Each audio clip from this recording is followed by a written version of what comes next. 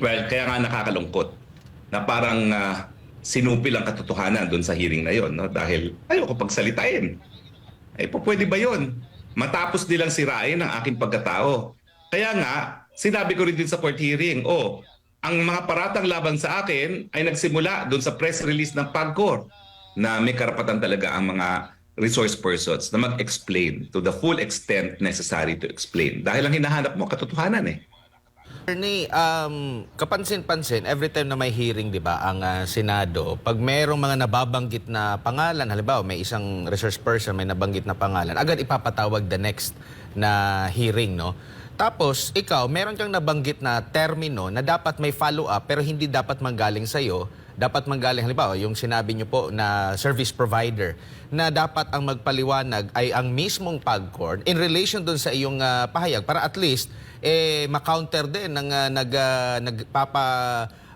nag-hearing doon kung yun bang iyong sinasabi ay magtutugma dun sa pahayag. Pero sasabihin lang na, sige, isusunod lang natin yun kasi marami pang ibang tanong. Pero kung iisipin mo naman, in relation naman doon sa pahayag mo, yung pag-verify. Ikaw na nga yung nagbabanggit na, verify ito sa PAGCOR, maipaliwanag ito.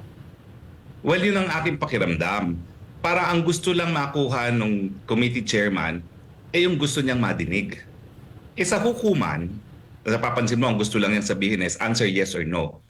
Sa hukuman, pwede mong gawin yan sa cross-examination. Pero binibigyan ng pagkakataon ng witness na mag-explain dun sa redirect. Bakit sa Senado, ayaw nilang bigyan ng pagkakataon na mag-explain yung resource person na hindi naman testigo, hindi naman nasasakdal? So bakit mas matindi yun sa proseso nila sa Senado na kinakailangan yes or no ka lang, no explanation, samantalang sa hukuman, hindi lang ikaw po pwede mag-explain, karapatan po pa on redirect mag-explain kung kinakailangan. No? So dapat, dahil ang rules of court ay suppletory naman sa Senado, bigyan din ng pagkakataon na mag-explain at huwag hayaan na yes or no lang ang answer. Dahil resource person naman yun eh. Inimbita mo yun. Bakit mo pipigilin kung anong gusto niyang sabihin? Hindi naman gusto ng tao umapir doon. Hindi naman siya nasasakdal. Ang imbitasyon nagaling sa'yo. Hindi ba dapat lang na dahil nag-imbita ka, pakinggan mo ng todo yung inimbitahan mo? So nagtataka lang ako dun sa prosesong ganun.